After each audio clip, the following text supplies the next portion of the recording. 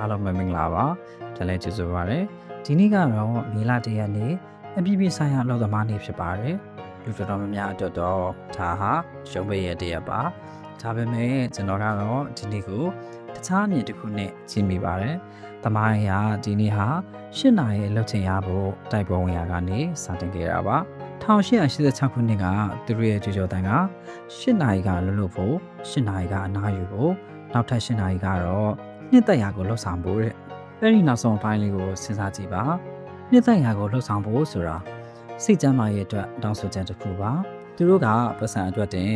တိုက်ပွဲဝင်ကြတာမဟုတ်ပဲဒေသပြပြတသားရှင်သန်နိုင်မဲ့အချိန်ရဖို့တိုက်ပွဲဝင်ခဲ့ကြတာပါကျွန်တော်ရဲ့အလုပ်အတွေ့အကြုံအရဆေးရုံမှာဖြစ်တဲ့မတော်တဆမှုတွေထက်စိတ်ပိုင်ဆိုင်ရာပင်ပန်းနေမှုတွေကိုပဲကိုမြင်လာရပါတယ်။ညာကိုနိုင်မှာဝင်လာတဲ့အလုပ်အီးမေးလ်တစ်စောင်ဟာကိုပခိုးကိုတယောက်ကလာပုတ်ပြီးအလုပ်ခါလိုက်တယ်လို့မျိုးခံစားရစေတယ်။အမြဲတမ်းအလုပ်နဲ့ချိတ်ဆက်နေရတဲ့ရည်ကြီးမှုကြီးတွေမှာကျွန်တော်တို့ရှိနေကြတာပါ။အကယ်၍တင့်ရဲ့အလုပ်ခွင်ကအစိတ်အတာဖြစ်နေမယ်ဆိုရင်ဘယ်လောက်ပဲမိမိကိုယ်ကိုခရီးဆိုင်ဆိုင်အဆင်ပြေမှာမဟုတ်ပါဘူး။ကျွန်တော်တို့ရဲ့စိတ်ချမ်းသာရေးဟာအလုပ်ခွင်အခြေအနေနဲ့တိုင်းရိုက်ပတ်သက်နေရဆိုတာကိုလက်ခံဖို့လိုပါတယ်။ဒါဆိုရင်2026ခုနှစ်ရဲ့အလုပ်သမားနေ့ကိုဘယ်လိုခုံပြကြမလဲကျွန်တော်တို့ရဲ့စီးပေါင်တွေကိုသတ်မှတ်ခြင်းအဖြစ်ခုံပြလို့ရပါတယ်ကျွန်တော်အမြဲပြောလို့ရှိသလိုပဲသင်ဟာအသုံးချခံရမယ့်အရင်းမြစ်တစ်ခုမဟုတ်ပါဘူးပြုစုပြောထောင်ပေးရမယ့်လူသားတရားဖြစ်ပါတယ်ဆိုတာပါပဲအနားယူခြင်းဆိုတာအလုပ်ကြိုးစားလို့ရလာတဲ့အဆုလက်မဟုတ်ပါဘူးအနားယူခြင်းဟာလူသားတိုင်းရဲ့အခြေခံအခွင့်အရေးဖြစ်ပါတယ်